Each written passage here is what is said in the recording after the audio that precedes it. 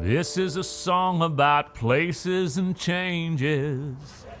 This is a song about time. This is a song about horses long gone, trapped in my memory like an 8-second rhyme. This is a song about after the winning, figuring out how to cope,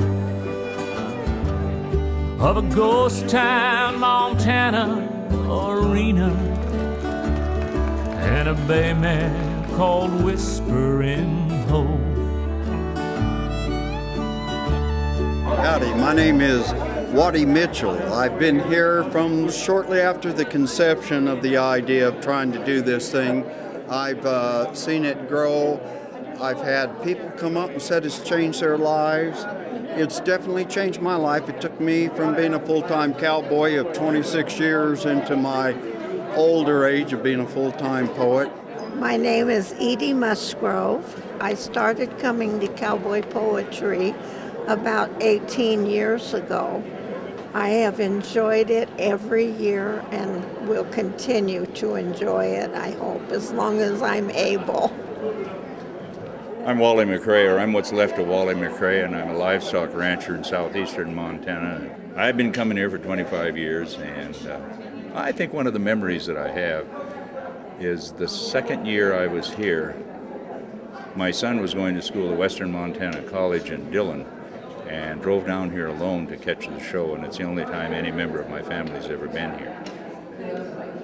And we were backstage getting ready for an evening performance, and Ian Tyson was having a terrible time with all of the folklorists that had never seen a sound system before, and they're trying to set up a balance, and he's going crazy. And he's got a snap-button shirt on and a pair of tennis shoes and no hat. But he finally said, I've got to get back to the motel and put my cowboy clogs on, but I want the sound to be good too. And he finally said, I'm not going to make it back to the motel. Has anybody got a pair of size 10 boots? And I said, I do. And he said, shuck them, let me see if they fit. So I pulled my boots off. And if you know anything about me, you'll notice that I tuck my pants clear in my boots. And so Ian put my boots on anyway, and I said, whoa, wait a minute. I said, you wear my boots, you got to tuck your pants in. And he said, I'm not a Hollywood cowboy. I'm not going to tuck my pants in my boots for anybody. And I said, then take them off. You're not wearing them on stage unless you tuck your pants in. So Ian, he's a kind of a tough customer. He finally conceded that he would do that.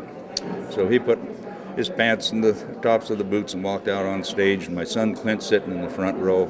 Ian comes on and Clint says, golly, looky there. Ian Tyson's got a pair of boots just like the old man's. I've been here about 8 or 9 times. I love coming to the Cowboy Poetry Gathering. It just brings everybody together. It's like a family reunion. Everybody feels good. It's the code of the West, and all those good values we want to try to keep going. My name's Paul Zarzyski. This is my 23rd anniversary. I missed the first 2, dang it.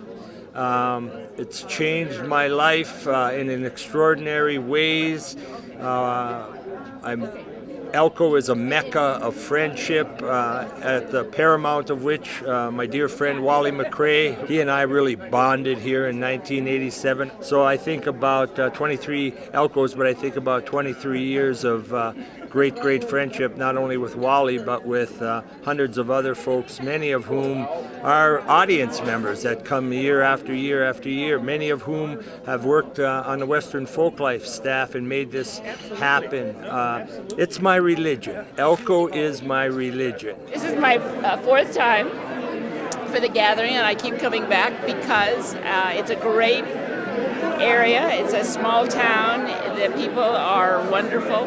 The folk people are great. I love it. My name is Georgie Sicking, and I was here the first year, and then I've been here off and on through. I haven't been to all of them, but I made the 10th, and I think I made the 20th.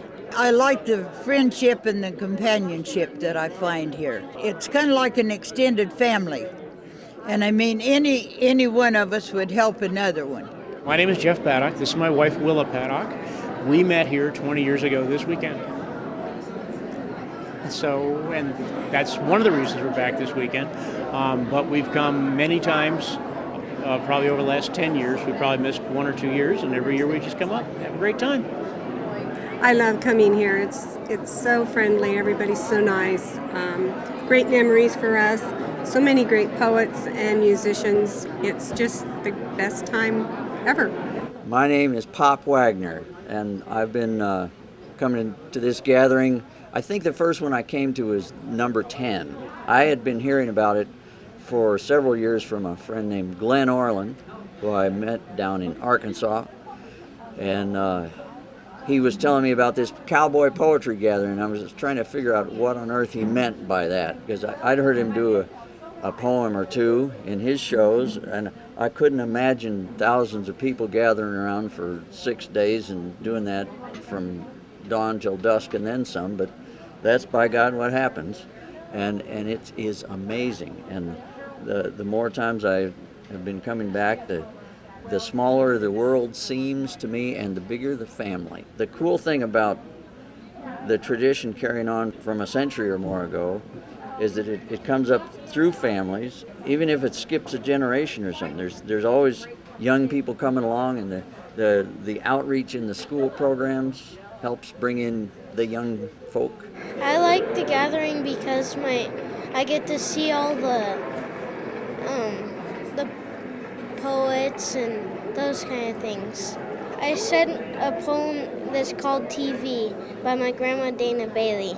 Roy Rogers and Dale Evans are my heroes if and I get to watch the TV.